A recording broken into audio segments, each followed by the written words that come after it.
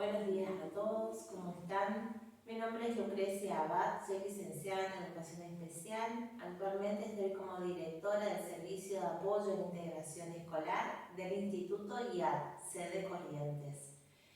Y hoy les traigo una charla sobre una temática que a mí me parece sumamente importante y necesaria a la hora de trabajar con las escuelas y trabajar desde integración escolar, que es inclusión educativa. Vamos a hablar un poquito de concepto. ¿Qué es la inclusión?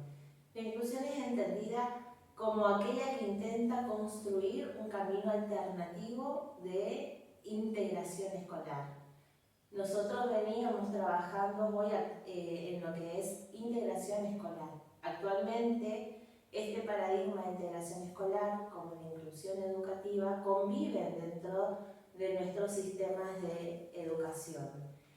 Pero hoy queremos darle foco a lo que es la inclusión, que son aquella herramienta en la que nos vamos a detener para conocer cuáles son las barreras de aprendizaje para la participación y el aprendizaje de nuestros alumnos en el contexto. Es decir, la inclusión educativa se centra en que el alumno que está inserto dentro de una escuela, si tiene alguna dificultad para aprender o alguna dificultad en su trayectoria educativa, nosotros como educadores tenemos que determinar cuáles son las barreras que enfrenta para poder acceder a ese aprendizaje. Y esto es sumamente importante, porque en el paradigma de integración, que estaba basado en el déficit, siempre nos fijamos en las dificultades que tiene el alumno. Acá la idea es observar cuáles son las barreras del contexto que en la interacción con el alumno crean estas dificultades. Y para ello es muy importante el rol que tiene la escuela y como escuela todos los agentes dentro de la escuela, principalmente el docente. Es fundamental que la escuela evite que las diferencias del alumnado se transformen en desigualdades. Y esto se va a ir concretando en distintos niveles. Va a depender de la gestión escolar, que tenga el directivo, de la postura, del enfoque, de las estrategias de aprendizaje o de enseñanza, de las expectativas que creen los docentes con respecto a este alumno o a este grupo de alumnos. Lo importante es evitar que esas diferencias se transformen en desigualdades. Y es acá el tema que nos convoca hoy. ¿Cómo lo podemos hacer? La inclusión educativa tiene como teoría fundamental, la que sostiene, la que atraviesa, la concepción socioconstructivista. Y esta concepción socioconstructivista es una convergencia de varias teorías a lo largo de los años que fue recopilando, y entre ellas las fundamentales tenemos la teoría psicogenética de Piaget, las teorías de procesamiento de información, aprendizaje significativo y teoría de asimilación de Ausubel, y con ella también viene Vygotsky. Las teorías de socioconstructivismo de Vygotsky, la importancia de la relación con el otro y de la interacción con el otro para aprender. Y Vygotsky nos trae un tema clave para la concepción socioconstructivista, que es la zona de desarrollo próximo, que es distinta a la zona de desarrollo real y la potencial. Es la distancia que hay entre las dos.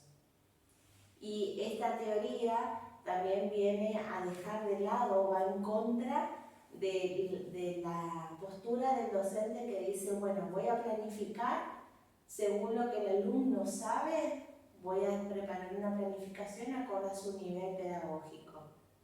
El objetivo no es darle en función de lo que sabemos que ya puede hacer, sino planificar para esta zona de desarrollo próximo, en la cual con ayudas, con andamiajes, el niño pueda ir potenciando este aprendizaje. Y ahí se suma también las teorías de Brunner con lo que es el andamiaje. Todas estas fuentes, toda esta teoría, esta base es la que sostiene el socioconstructivismo y que sostiene la educación inclusiva, que hoy tratamos de tomar conciencia y de crearlas, ponerlas en práctica dentro del aula. Como dije al principio, en la actualidad, en nuestro sistema educativo, conviven constantemente la integración escolar y la educación inclusiva. Lo importante es nosotros como docentes, directivos, auxiliares, desde el lugar que nos toque estar, ver cómo podemos hacer ese tránsito de la integración hacia la inclusión. Porque todos somos responsables, como actores escolares, de evitar que las diferencias se transformen en desigualdades en nuestros alumnos. Y en este sistema, en esta concepción socioconstructivista, se crea un sistema colaborativo de ayudas. Estas ayudas como apoyos. Y cuando vamos a brindar una ayuda a un alumno, tenemos que también evaluar el carácter necesario de la ayuda. ¿Realmente este chico necesita estos apoyos? Y el carácter transitorio o permanente. Tal vez este chico necesite ayuda de manera permanente o tal vez sea temporal y por un tiempo la tengamos que retirar. Y en este proceso el maestro tiene un rol fundamental porque tiene que conocer plenamente a sus alumnos, conocer cómo aprenden, qué es lo que pueden aprender, de qué manera lo hacen, pero a su vez el alumno tiene un rol protagónico porque es él el que nos va a ir marcando qué puede hacer, qué es lo que necesita. Si tenemos un buen docente observador, vamos a poder detectar qué es lo que más necesita nuestro alumno. Y acá se da la tríada didáctica que plantean varios autores y que plantea principalmente la concepción socioconstructivista. Esta tríada está dada entre el docente, el alumno y el contenido a enseñar.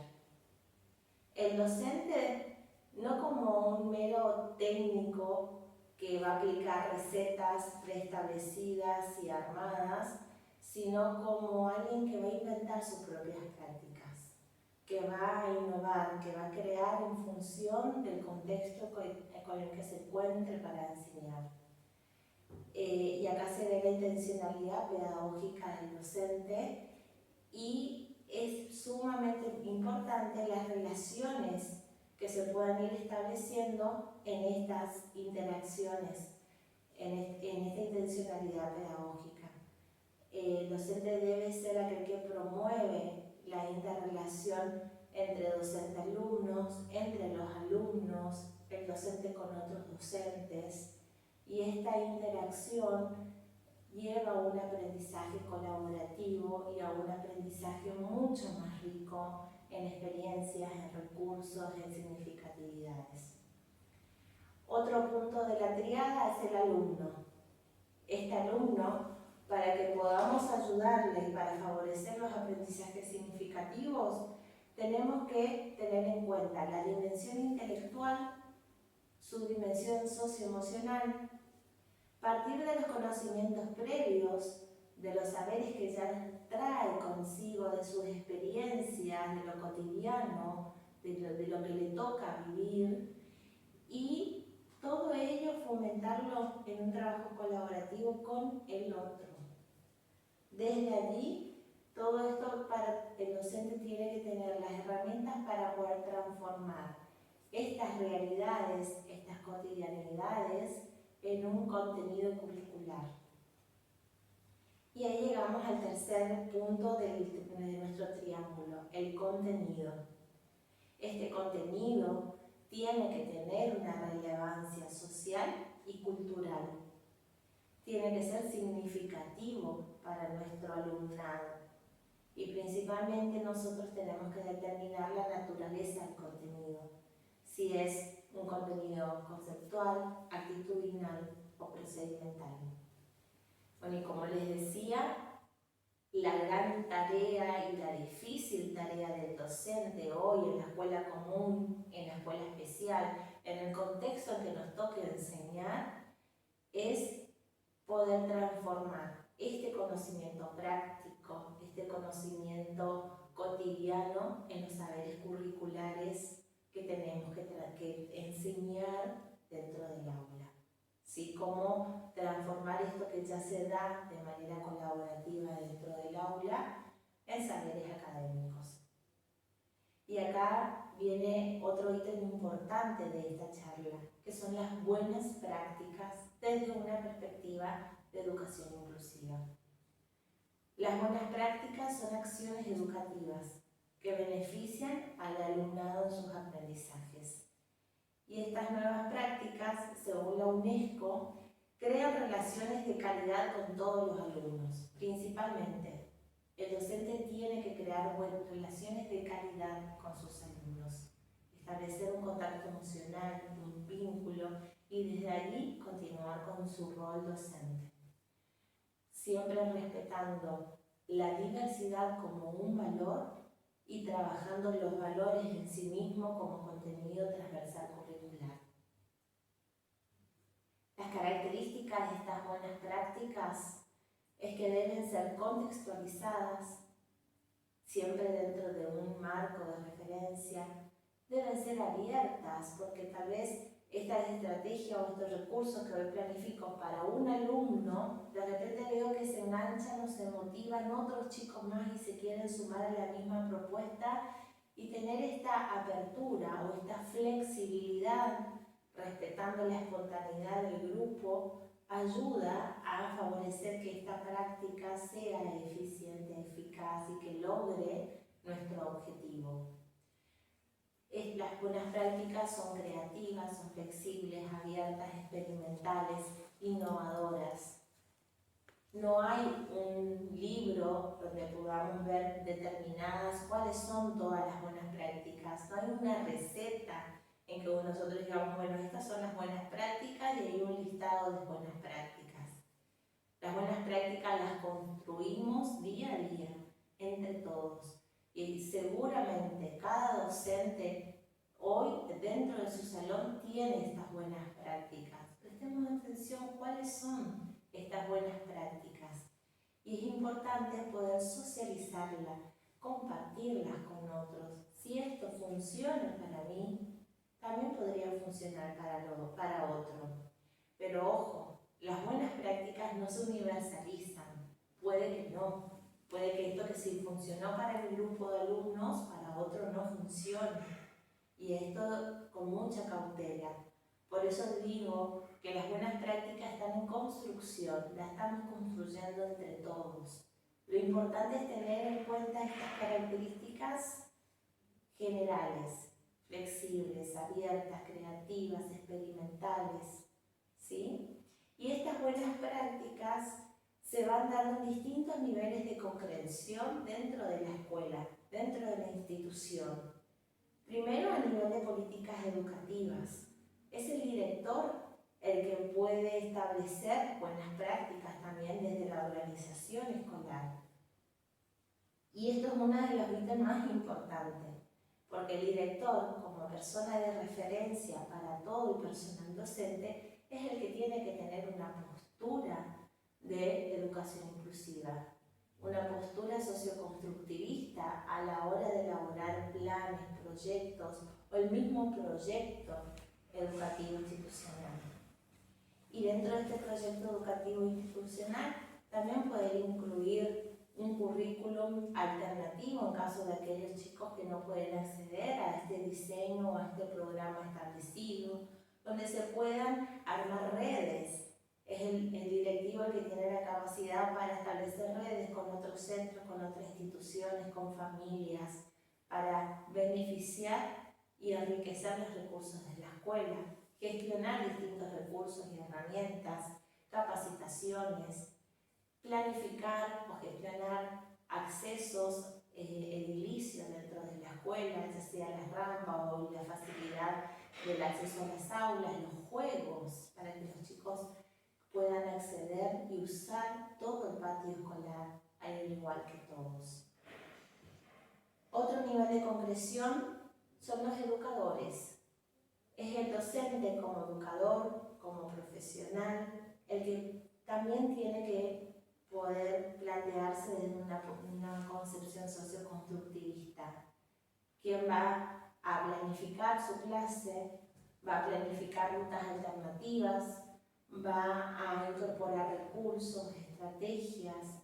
Es importante que este docente socioconstructivista tenga un vínculo con otros compañeros, que sea un aprendizaje colaborativo entre otros docentes, el intercambio de experiencias, de recursos materiales, que también tenga la capacidad de una autoexaminación, una autoevaluación. ¿Qué estoy haciendo? ¿Lo estoy haciendo bien? ¿Logré este objetivo? ¿No logré este objetivo?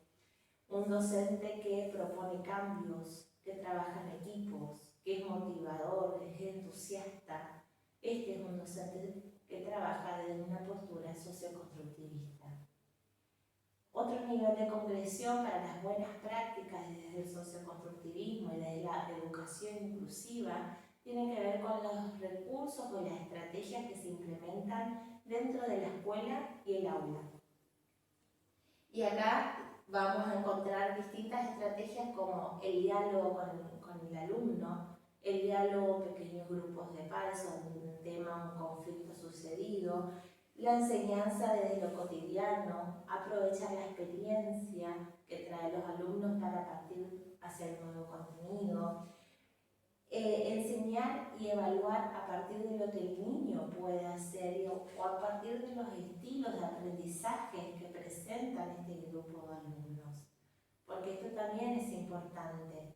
La evaluación no puede alejarse mucho más allá de la enseñanza, que ya lo vamos a ir viendo. En síntesis, a nivel internacional, como les decía, las buenas prácticas no hay una receta, no hay un listado que uno pueda decir todo esto hay que hacerlo sí o sí. Simplemente uno toma sugerencias, aprende de otras experiencias y a nivel internacional nos llegan estudios, hay investigaciones realizadas de que en Europa, precisamente en España y en otras escuelas de Europa, las buenas prácticas que observan, que se van repitiendo en las distintas realidades y que las comparten porque es bueno este aprendizaje para probarlo dentro de la realidad institucional en la que nos convoca, es trabajar desde una enseñanza cooperativa, promover el aprendizaje cooperativo, es decir, el aprendizaje entre otros compañeros, entre otros alumnos, aprender a resolver de manera cooperativa los conflictos o los problemas que se presentan en el aula, establecer reglas de comportamiento previamente acordadas con el alumno y estas reglas que sean claras y que sean definidas, que estén bien delimitadas para que el alumno también pueda respetarlas y desde ahí uno trabaja el valor del respeto a la normativa, el valor del respeto hacia el otro. Objetivos programados, a ver qué es lo que voy a proponerme con este alumno o con este grupo en este momento, y si no puedo por este medio tener otras rutas alternativas u otros recursos que me ayuden a avanzar. Estas son algunas de las buenas prácticas que a nivel internacional se comparten, que han sido efectivas dentro del contexto escolar. En síntesis, una escuela o una institución educativa que quiere avanzar hacia la educación inclusiva necesita primero analizar su realidad, planificar un plan de mejora para poder concretar estos cambios que vemos necesarios lograrlos, definir las estrategias que vamos a necesitar para ello y evaluar lo que realizamos.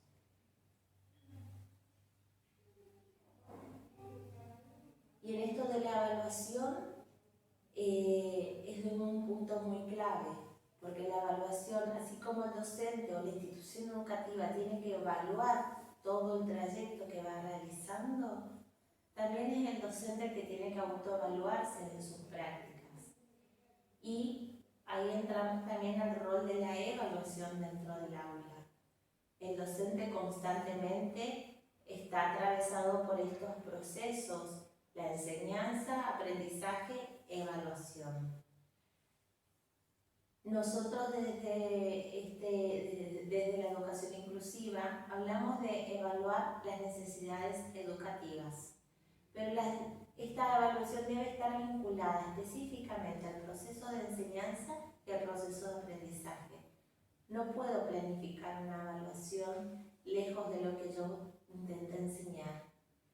Y debe ser contextualizada, debe estar dentro de un marco de referencia, acompañando a los alumnos, teniendo una temática fundamental para evaluar. Y uno evalúa para saber qué aprendió, para qué y cómo aprendió sobre todo. Necesitamos focalizarnos más en cómo aprendió que en qué.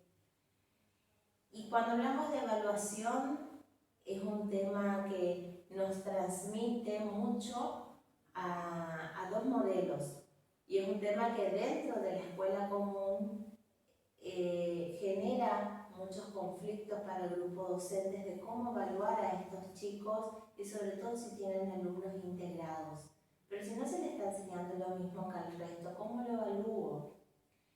Y acá nos plantea el autor dos posturas, dos modelos de evaluación. Históricamente estamos atravesados por el modelo tradicional de la evaluación y de la enseñanza.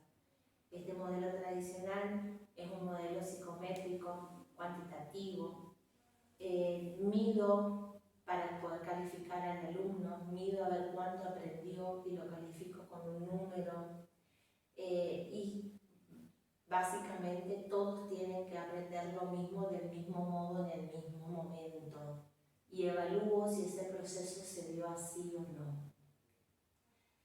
Si yo quiero evaluar productos, si yo quiero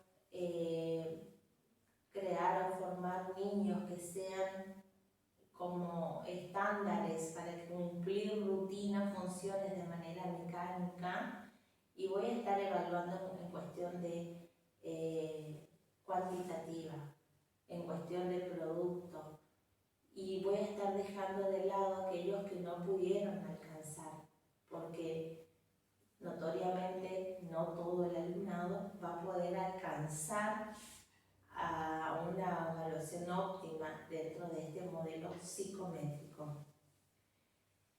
Pero cuando uno habla de pensar a un alumno y decir yo quiero que él aprenda a pensar, que aprenda a convivir, que aprenda a ser un ser social dentro del contexto donde le toca estar, tengo que diseñar una evaluación que realmente lo lleve a eso, que promueva estas capacidades.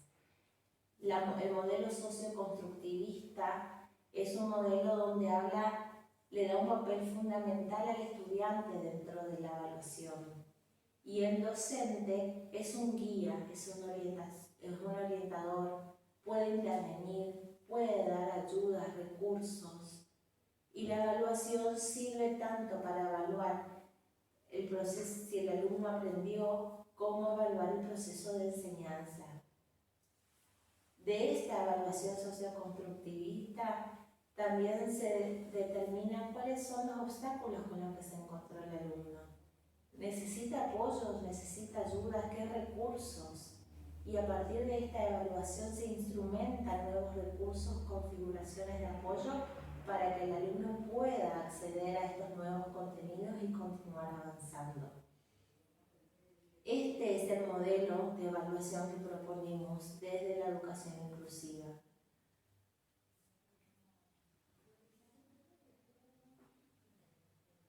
Elaborar este nuevo modelo contextual nos lleva a realizar un diagnóstico contextual, nos lleva a dialogar entre los actores involucrados, dialogar con el docente, dialogar con el alumno, con la familia, a ver qué pasó, si de repente fulanito no pudo resolver o por qué actuó de tal o tal manera, ¿sí? Nos lleva a ser comprensivos, a ser tolerantes, a ser creativos y tener las herramientas para poder innovar en este contexto en que nos toca atravesar. Nosotros como profesionales, como docentes, tenemos que poder brindarle las herramientas necesarias a este alumno, a esta familia, más allá de una evaluación mera de contenidos psicométricos, en la que voy a estar evaluando si aprendió o no aprendió, ¿sí? Desde la educación inclusiva, la evaluación se da de manera permanente y es un proceso que empieza desde el momento de aprendizaje hasta el final. Cuando uno tiene, cuando hablamos de discapacidad, cuando hablamos de educación inclusiva, muchos docentes en las escuelas nos preguntan, yo no sé cómo trabajar con este alumno porque no fui capacitado para ello. El principal punto de la educación inclusiva es que no hace referencia solamente a los alumnos con discapacidad. En las escuelas hoy nos encontramos con una diversidad de alumnado y este alumnado con muchas dificultades de aprendizaje o alteraciones en su trayectoria que no tienen nada que ver con una relación con una discapacidad física o intelectual o sensorial, sino tiene que ver con cuestiones sociales, culturales, étnicas propias de la persona o del contexto del que proviene. Y es una realidad que convoca a muchas y casi todas las escuelas del país.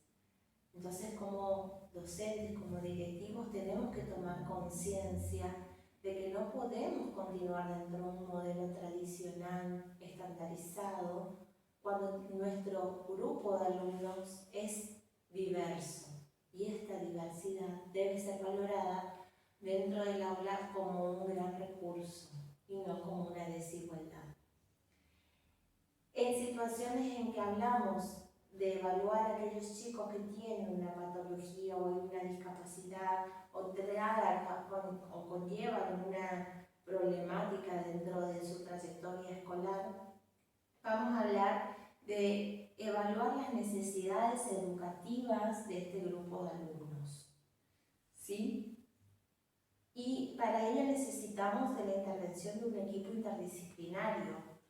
Como agente escolar no puedo trabajar solo, lo importante es el equipo, el trabajo colaborativo y este equipo interdisciplinario que me va a ayudar a tener una mirada holística de todo la realidad del niño para de ahí poder planificar cómo avanzar. Y este planificar cómo avanzar es saber que uno no va a estar solo, sino que hay todo un equipo y una institución que respalda estos avances y estos aprendizajes. Para hacer una evaluación integral de esta persona es necesario tener en cuenta 5 aspectos básicos. El primer aspecto es el desarrollo de este niño, de este alumno. Cómo fue sus primeros años de vida, tuvo una buena relación con sus padres y hermanos, contexto familiar, cómo fue el desarrollo de la comunicación y el lenguaje, su inserción social, a qué edad empezó a transitar su trayectoria escolar. Son datos muy importantes a la hora de evaluar de manera integral a una persona.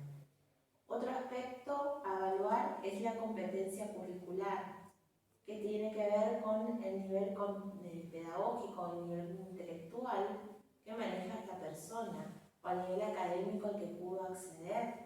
Hizo el nivel inicial, hizo la primaria, hasta qué grado, cómo van esos procesos de aprendizaje, en qué estadios están, cómo podemos continuar ayudando desde lo que sabe, desde las herramientas que posee, ¿sí? Y en este cómo poder seguir ayudando, entramos a evaluar el tercer aspecto que tiene que ver con los estilos de aprendizaje, estrechamente vinculados con la competencia curricular, porque el niño va a aprender de la manera en que puede aprender. Y en esto tenemos que poder ver al alumno cómo aprende, en qué condiciones ambientales le favorecen, aprende mejor solo o con el otro, o a través de imágenes o videos, o tal vez necesita otro tipo de estrategias o recursos. ¿Qué contenidos va a aprender o qué contenidos le interesan? ¿Cuáles son los temas de su interés? Y desde ahí la estructura motivacional, qué lo motiva, qué es lo que le gusta, en qué se destaca. Todos estos ítems son muy importantes a la hora de trabajar o de planificar nuevos aprendizajes para el alumno. Estos tres primeros aspectos están en relación con el alumno, pero también necesitamos considerar, contemplar y evaluar dos aspectos más en relación al contexto. Uno es el contexto aula-escuela, este contexto escolar. ¿Cómo es el alumno dentro de la escuela? ¿Cómo es su relación con los compañeros, con los docentes? ¿Participa o no? ¿Es activo, es pasivo? ¿Interactúa? ¿Qué es lo que predomina?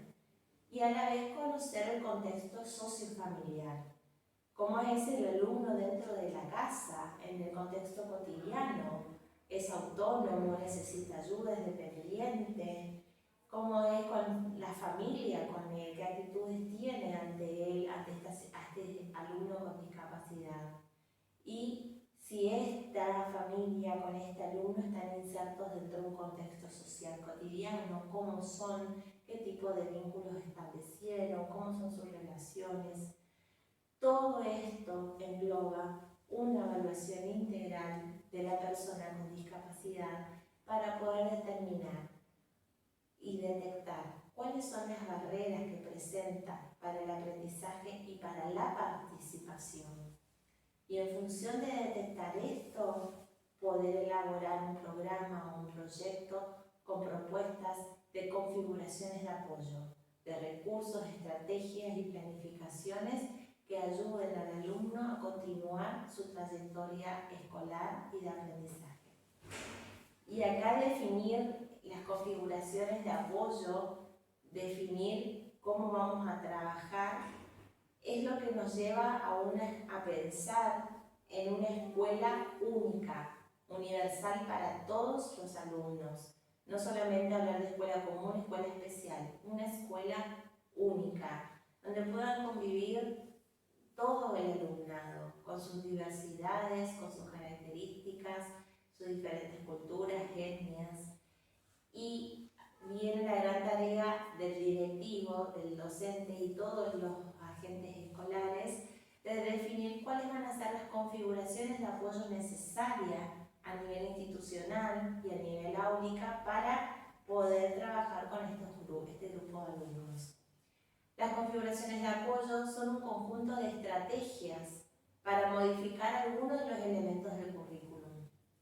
Estos elementos tienen que ver con los objetivos, contenido, planificación, el tiempo de trabajo, los recursos empleados, el modo de presentarlo, el contexto escolar o familiar.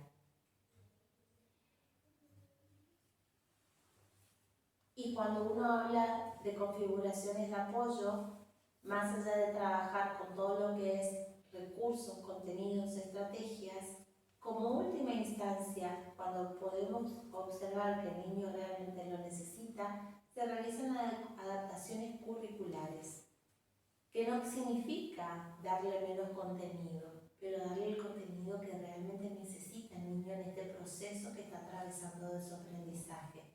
Estas adaptaciones tienen que ser flexibles, abiertas, posibles, reales, es decir, ¿no? Y es el resultado de esta evaluación totalizadora que les hablaba hace un ratito.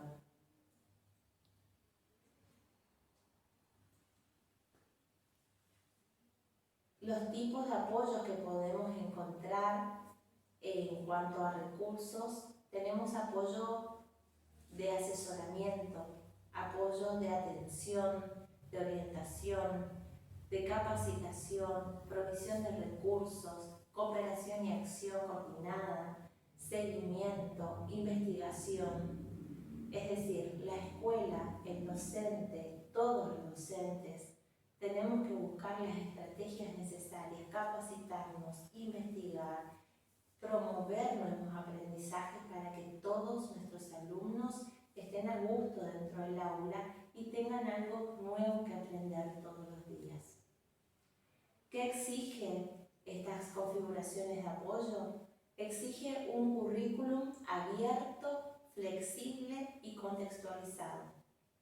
Aquel docente que no es capaz de flexibilizar su planificación o no es capaz de flexibilizar su práctica dentro del aula en función de las necesidades de sus alumnos, difícilmente pueda trabajar con configuraciones de apoyo.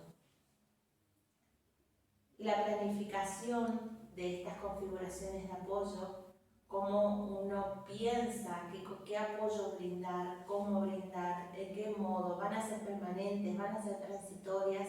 Esta planificación tiene que estar dada en una interacción entre el maestro de clase, el maestro de apoyo, el equipo profesional que acompaña, es decir, el equipo interdisciplinario dado por psicólogos, psicopedagogos, fonoaudiólogos u otros profesionales que acompañan el desarrollo del niño, y la familia, esencialmente.